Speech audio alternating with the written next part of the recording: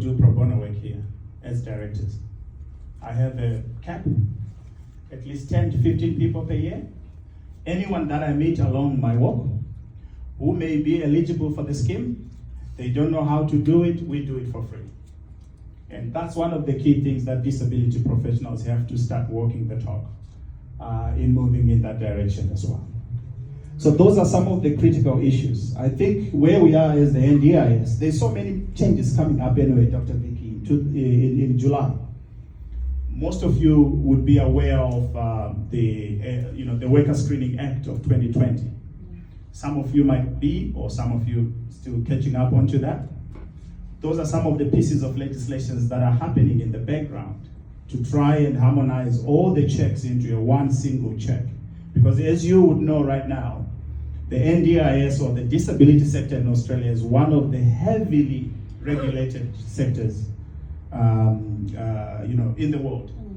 And that's the reason, is because of where we're coming from. I've given you the history. I could talk for days about that history. There's so much. You talk about participants that have disabilities that are females, they were castrated not to have children. This is 1970. You see, and being put on a depot, you don't have to choose. You just find yourself on it because someone has made a decision that you can't have a child because you're unable to take care of that child. So those are some of the key things that as CEOs we need to preoccupy ourselves with. But we cannot get to that level of conversation if we are still preoccupied with operations. Operations is good, it keeps the wheels moving, but it should not come at the expense of strategy. So very important there. What are safeguards?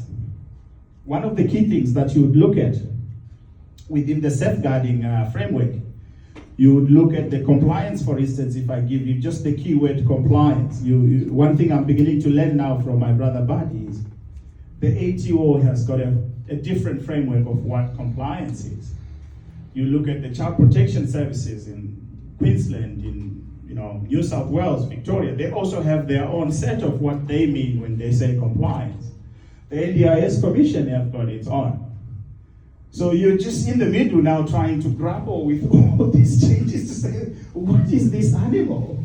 And just to add more to it, it's the NDIS as it's evolving, just like Medicare as a social reform some years ago, we can tell and we can see now that what it was 30 years ago is probably different now to what it is. And that's exactly the NDIS.